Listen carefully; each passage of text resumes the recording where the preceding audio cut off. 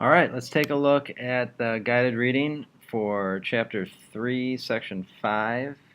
I think that's what section it is. It's called Comets, Asteroids, and Meteors, pages 104 to 107.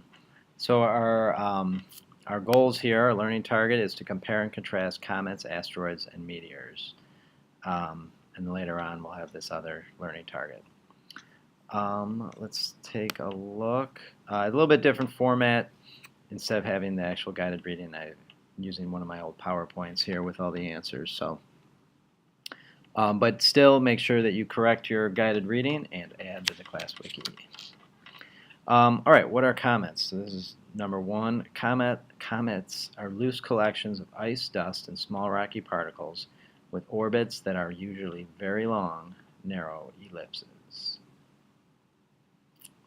The three main parts of a comet are the nucleus, the coma, and the tail. What forms a comet's tail? Gas and dust form the comet's tail.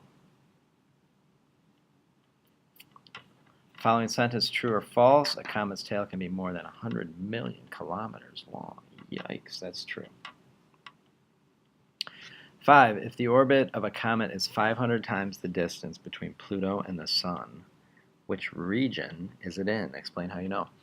The comet is in the region of the Oort cloud. I believe that's how it's pronounced, Oort. If it's not, let me know.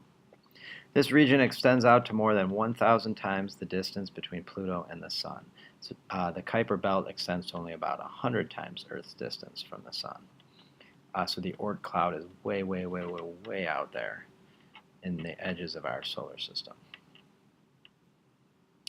Number 6, rocky objects revolving around the Sun that are too small and too numerous to be called planets are asteroids. The asteroid belt is between the orbits of Mars and Jupiter.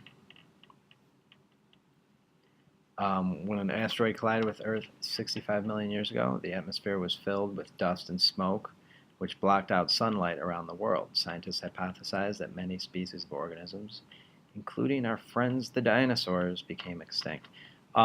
This is important. It's not just like an interesting fact, but it's important because climate can be changed by these outside factors like an asteroid striking the Earth.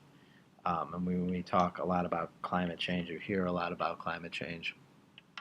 There's a lot of reasons for climate change to happen.